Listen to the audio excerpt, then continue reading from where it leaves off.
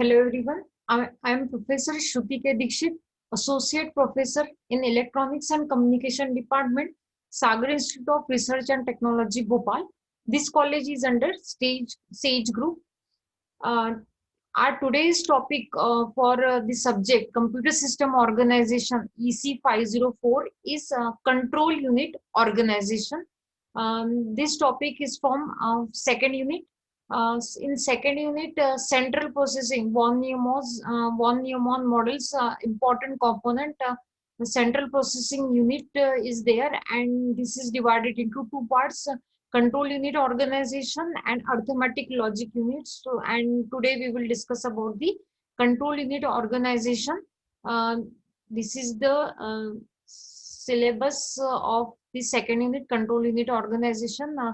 In today's lecture, we will discuss about the hardware control unit, and in next video, we will discuss about the microprogram control unit.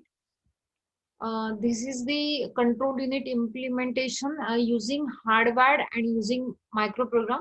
The basic difference between these two is our hardware is hardware based and microprogram is software based.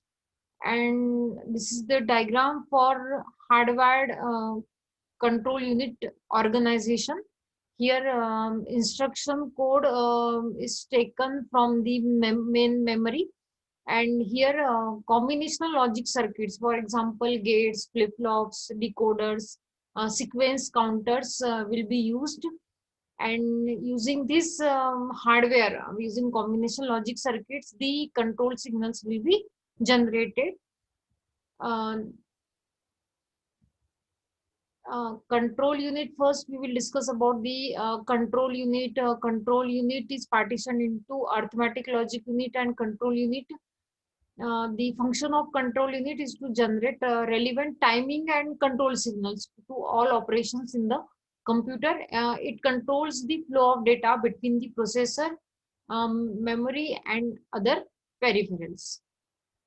These are the remaining functions of the control unit. Basically, it establishes communication between the arithmetic logic unit and memory, and it coordinates the activities of the other two units as well as peripherals and auxiliary storage devices linked to the computer. These are the two organizations of control unit: hardware control unit and microprogram control unit. Uh, this hardware control unit will be implemented using gates, flip-flop, decoders, as I have told you earlier, that it is hardware based. But this organization is a little bit complicated due to use of a large number of logic circuits. And if we want to modify the design, has to be modified or changed. If we require the changes in the wiring among the various components, means if we want to change the control signals, definitely we have to modify the design, and it is very difficult. This is the main disadvantage. But this is the detailed diagram of hardwired control unit. Here, the first instruction register, it is again divided into three parts: address field, operation code field, and addressing mode. 0 to 11 bits for address field, 12, 13, 14 for operation code, and 15th will be addressing bit. This instruction will be fetched from the main memory. Now this there are different inputs. If we will see carefully this combination logic, control logic, then there are number of inputs are coming here from other inputs, then from instruction register, from 3 cross 8 decoder, or from 4 cross 16 decoder, and this from instruction register 15th bit from I flip-flop.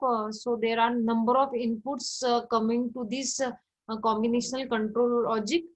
Here the for 12, 13, and 14 bit uh, goes to the 3 cross 8 decoder. Here 3 input and 8 outputs, and these 8 outputs will go from D0 to D7 into the combinational control logic. And this, if the value of I is equals to 0, then it will be direct addressing mode. And if it is I is equals to 1, then it is indirect addressing mode. And it is also given to the combinational control logic. Then 4 cross 16 decoder is also used. The 4 inputs are coming from the 4-bit sequence counter, and it is written as SC. There are 3 inputs to this 4-bit sequence counter: increment, clear, and clock. This 4 cross 16 decoder, 16 outputs, the names are given from T0 to T15. And again, it is given as an input to this combinational control logic, and control signal will be generated by this control logic. As we have discussed from the diagram, again we can say that this is the theoretical part. Control unit consists of instruction register, one instruction register having 3 fields, number of control logic gates, then 2 decoders, 3 cross 8 and 4 cross 16 decoder, 4-bit sequence counter is also there, and instruction read from memory is instruction is read from memory is placed in the instruction register, having 3 parts, 0 to 11 to specify the address, and 13, 14, 12, 13 and 14 for operation code field, means which type of operation we have to perform. And the last bit for addressing mode, direct address for I is equals to 0 and I is equals to 1 for indirect address.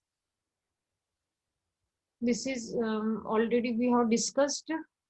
This 12, 13, 14 inputs, outputs are given to this, will act as an input to this 3 cross 8 decoder, and 8 outputs D0 through D7 from 3 cross 8 decoder goes to the control logic gates.